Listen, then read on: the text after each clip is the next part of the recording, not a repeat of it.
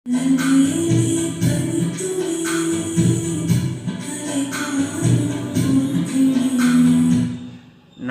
அனைவருக்கும் வணக்கம். இன்றைக்கி இந்த வீடியோவில் நம்ம என்ன பார்க்க போகிறோம் அப்படின்னா, நம்ம சப்ஸ்கிரைபர் ஒருத்தர் கமெண்ட்டில் கேட்டிருந்தார், யூஎஸ்பி போர்டில் ப்ளூடூத்தில் மட்டும் சவுண்டு வருது, அது ஏன் அப்படின்னு கேட்டிருந்தார். கண்டிப்பாக ஆம்பியர் பத்தலைன்னா அந்த சவுண்டு கண்டிப்பாக வரும். கிரவுண்டுனாலெல்லாம் ஒன்றும் கிடையாது. நீங்கள் எப்போவுமே ஒரு டிவிடி பிளேயர் இல்லாட்டி ஒரு பெரிய ஆம்ப்ளிஃபையர் எடுத்து ஓப்பன் பண்ணி பார்த்தீங்கன்னா உள்ள இண்டக்டர் அப்படின்னு போட்டிருப்பாங்க, இன்னொன்று கெப்பாசிட்டர் அப்படின்னு போட்டிருப்பாங்க. அதாவது அந்த பவர் சப்ளை இப்போ 5 வோல்ட் யூஎஸ்பிக்கு வருது அப்படின்னா அந்த இடத்துல ஒரு இண்டக்டரும் ஒரு கெப்பாசிட்டரும் போட்டு எல்சி காம்போ அப்படிங்கிற ஃபார்மேட்டில் எல்சி காம்பினேஷனில் பண்ணியிருப்பாங்க. எல் அப்படிங்கிறது இண்டக்டர், சி அப்படிங்கிறது கெப்பாசிட்டர். சரிங்களா?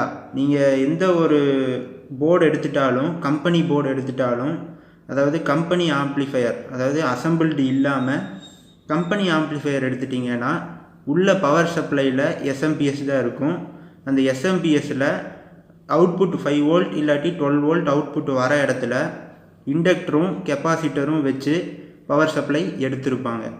அதனால் நண்பர்களே, கண்டிப்பாக இந்த இண்டக்டரையும் கெப்பாசிட்டரையும் சேர்த்து ஒரு 5 வோல்ட் அவுட்புட் வர மாதிரி ஒரு பவர் சப்ளை பண்ணிங்கன்னா கண்டிப்பாக உங்களுக்கு ப்ளூடூத்தில் அந்த ஹம்மிங் நாய்ஸ் வராது.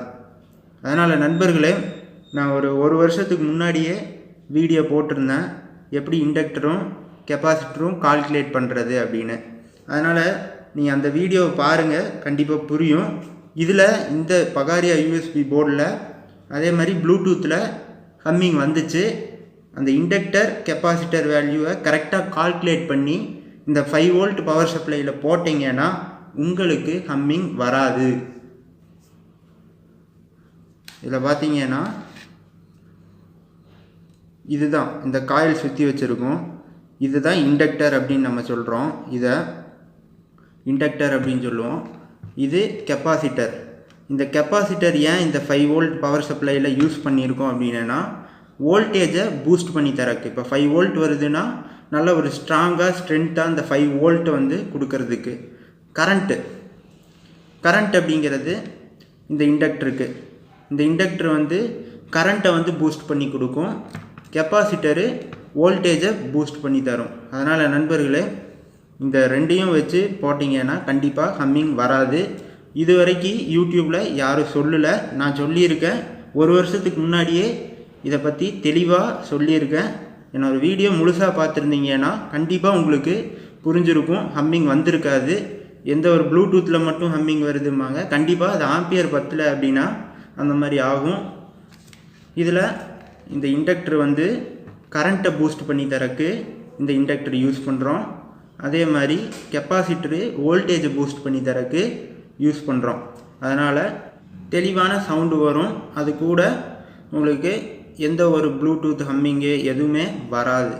சரிங்களா? இந்த இண்டக்டரை எப்படி கால்குலேட் பண்ணுறது, எந்தெந்த பவர் சப்ளைக்கு எப்படியெல்லாம் யூஸ் பண்ணணும் அப்படிங்கிறது ஒரு வருஷத்துக்கு முன்னாடியே நான் சொல்லியிருந்தேன். என்னோடய பழைய வீடியோவை பார்த்தீங்கன்னா கண்டிப்பாக உங்களுக்கு புரியும். அந்த வீடியோ வர லிங்க்கை டிஸ்கிரிப்ஷனில் தரேன், அதையும் பாருங்கள்.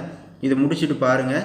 அப்போ தான் உங்களுக்கு எந்தெந்த இப்போ ஒரு எஸ்எம்பிஎஸ் எடுத்துட்டிங்கன்னா அதில் கண்டிப்பாக அவுட்புட் 5 வோல்ட் அவுட்புட் செக்ஷனில் இண்டக்டர் கெப்பாசிட்டர் போட்டிருப்பாங்க.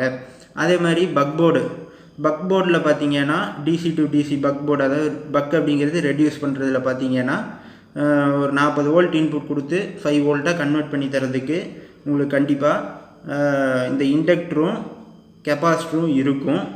இந்த ப்ளூ கலரில் ஒரு பக் கன்வெர்ட்டர் இருக்கும், அதாவது ரெகுலேட் பண்ணிக்கலாம். நம்ம எத்தனை வோல்ட்டு வேணாலும் 40 வோல்ட்டு வரைக்கும் இன்புட் கொடுத்து அவுட்புட் நீங்கள் 12 volt 8 volt 9 volt 6 volt 5 volt நம்ம எத்தனை வோல்ட்டு வேணாலும் நம்ம எடுத்துக்க முடியும்.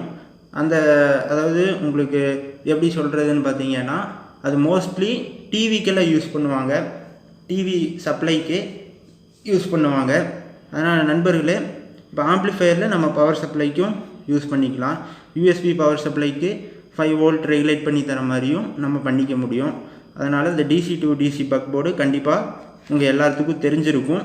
அதனால் அந்த பக் போர்டில் பார்த்தீங்கன்னா இண்டக்டர் இருக்கும், அதே மாதிரி கெப்பாசிட்டர் இருக்கும்.